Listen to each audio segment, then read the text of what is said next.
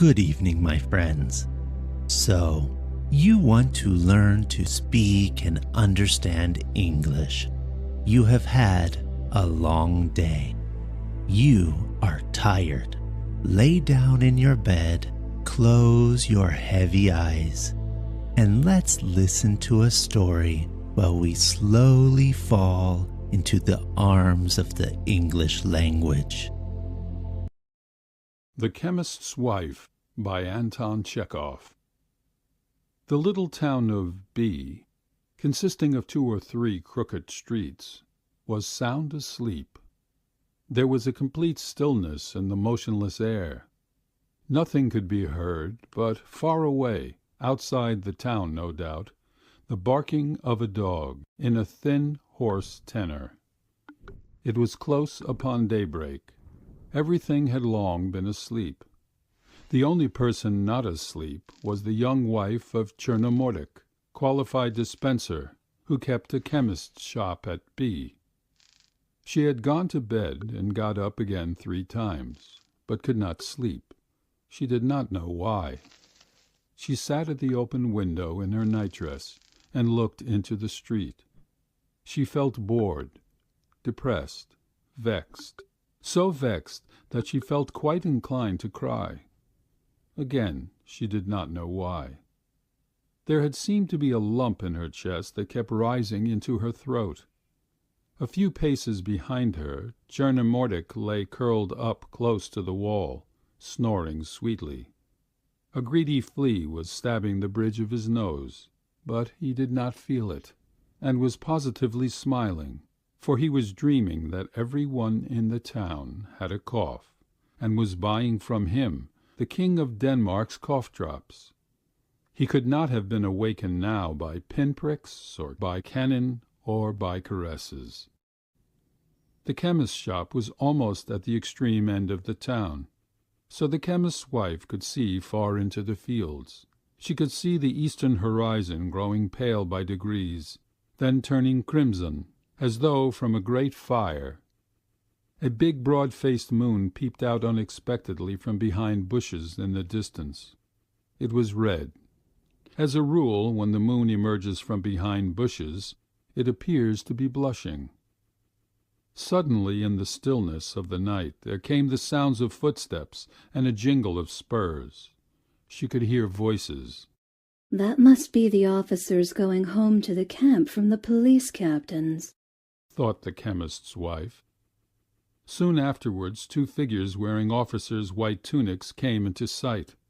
One was big and tall, the other thinner and shorter.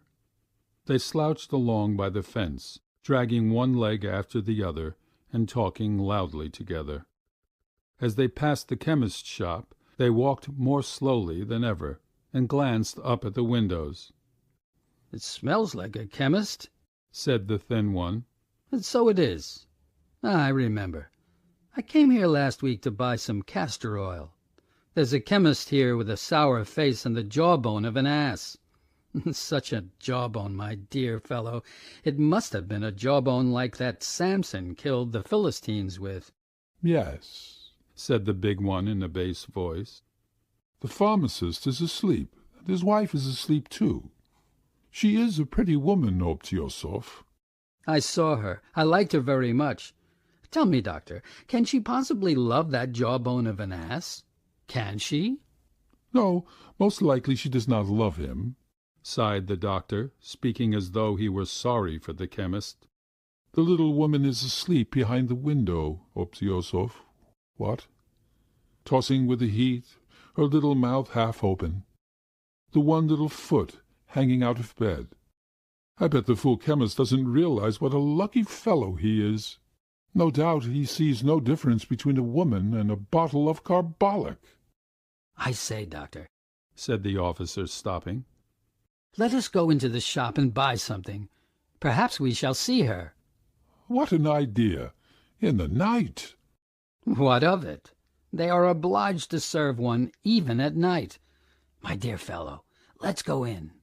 "If you like."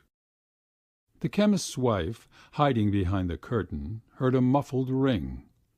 Looking round at her husband, who was smiling and snoring sweetly as before, she drew on her dress, slid her bare feet into her slippers, and ran to the shop. On the other side of the glass door she could see two shadows. The chemist's wife turned up the lamp and hurried to the door to open it. And now she felt neither vexed nor bored nor inclined to cry, though her heart was thumping. The big doctor and the slender Obtyosov walked in. Now she could get a view of them. The doctor was corpulent and swarthy. He wore a beard and was slow in his movements. At the slightest motion his tunic seemed as though it would crack, and perspiration came onto his face. The officer was rosy, clean-shaven, feminine-looking, and as supple as an English whip. "What may I give you?" asked the chemist's wife, holding her dress across her bosom. Give us 4 pennies worth of peppermint lozenges." Without haste the chemist's wife took down a jar from a shelf and began weighing out lozenges. The customers stared fixedly at her back. The doctor screwed up his eyes like a well-fed cat, while the lieutenant was very grave. "It's the first time I've seen a lady serving in a chemist's shop," "There's nothing out of the way in it," replied the chemist's wife, looking out of the corner of her eye at the rosy-cheeked officer. "My husband has no assistant, and I always help him." "To be sure. You have a charming little shop. What a number of different jars! And you are not afraid of moving about among the poisons. Ugh!" The chemist's wife sealed up the parcel and handed it to the doctor. Obtyosov gave her the money. Half a minute of silence followed. The men exchanged glances, took a step towards the door, then looked at one another again. "Will you give me 2 pennies worth of soda?" said the doctor. Again the chemist's wife slowly and languidly raised her hand to the shelf. "Haven't you in the shop anything such as—" muttered Obtyosov, moving his fingers. "Something so, say, allegorical, revivifying. Seltzer water, for instance. Have you any seltzer water?" "Yes," answered the chemist's wife. "Bravo! You're a fairy, not a woman. Give us 3 bottles."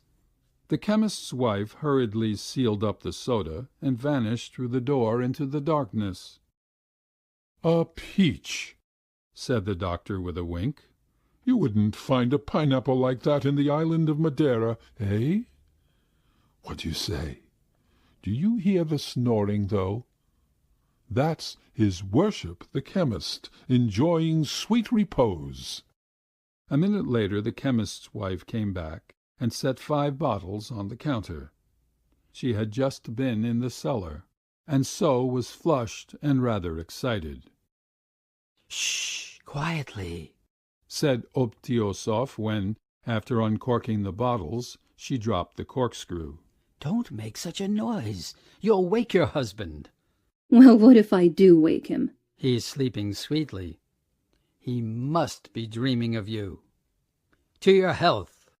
"Besides," boomed the doctor, hiccuping after the seltzer water, "husbands are such a dull business that it would be very nice of them to be always asleep. How good a drop of red wine would be in this water!" "What an idea!" laughed the chemist's wife. "That would be splendid. What a pity they don't sell spirits in chemists' shops. Though you ought to sell wine as medicine. Have you any vinum gallicum rubrum?" "Yes." "Well, then, give us some. Bring it here, damn it!" "How much do you want?" "Quantum satis. Give us an ounce each in the water, and afterwards we'll see.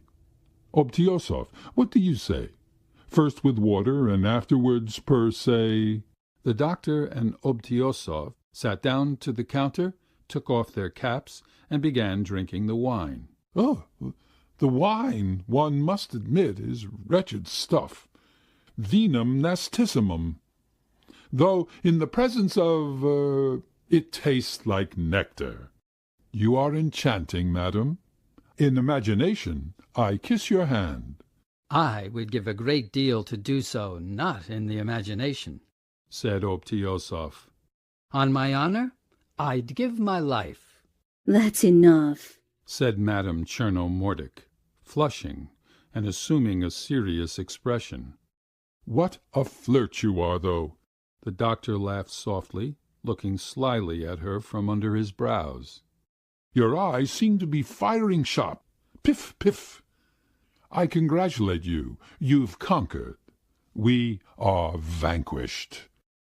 The chemist's wife looked at their ruddy faces, listened to their chatter, and soon she, too, grew quite lively. Oh, she felt so gay! She entered into the conversation. She laughed, flirted, and even, after repeated requests from the customers, drank 2 ounces of wine. You officers ought to come in oftener from the camp, she said. It's awful how dreary it is here. I'm simply dying of it. I should think so, said the doctor indignantly. Such a peach, a miracle of nature, thrown away in the wilds. How well Griboyev said, into the wilds, to Saratov. It's time for us to be off, though.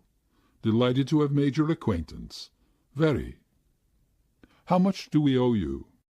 The chemist's wife raised her eyes to the ceiling, and her lips moved for some time. 12 roubles, 48 kopecks, she said. Obtyosov took out of his pocket a fat pocket-book, and after fumbling for some time among the notes, paid. Your husband's sleeping sweetly. He must be dreaming, he muttered, pressing her hand in parting. I don't like to hear silly remarks. What silly remarks? On the contrary, it's not silly at all. Even Shakespeare said, "Happy is he who in his youth is young." Let go of my hand. At last, after much talk and after kissing the lady's hand at parting, the customers went out of the shop irresolutely, as though they were wondering whether they had not forgotten something. She ran quickly into the bedroom and sat down in the same place. She saw the doctor and the officer, on coming out of the shop, walk lazily away a distance of 20 paces. Then they stopped and began whispering together. What about it? Her heart throbbed. There was a pulsing in her temples, and why she did not know. Her heart beat violently, as though those 2 whispering outside were deciding her fate. 5 minutes later the doctor parted from Obtyosov and walked on, while Obtyosov came back. He walked past the shop once, and a second time. He would stop near the door and then take a few steps again. At last the bell tinkled discreetly. What? Who is there? The chemist's wife heard her husband's voice suddenly. There's a ring at the bell, and don't you hear it? He said severely. Is that the way to do things? He got up, put on his dressing gown, and staggering, half asleep, flopped in his slippers to the shop. What is it? He asked Obtyosov. Give me 4 pennies worth of peppermint lozenges.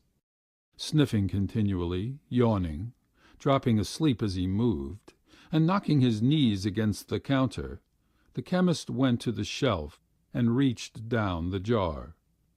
2 minutes later the chemist's wife saw Obtyosov go out of the shop, and after he had gone some steps, she saw him throw the packet of peppermints in the dusty road. The doctor came from behind a corner to meet him. They met and, gesticulating, vanished in the morning mist. How unhappy I am, said the chemist's wife, looking angrily at her husband, who was undressing quickly to get into bed again. Oh, how unhappy I am, she repeated, suddenly melting into bitter tears. And nobody knows. Nobody knows.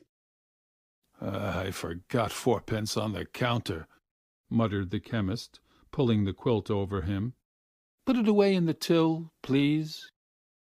and at once he fell to sleep again. End of The Chemist's Wife by Anton Chekhov. This recording is in the public domain. Read by Alan Davis Drake and Jody Krangle.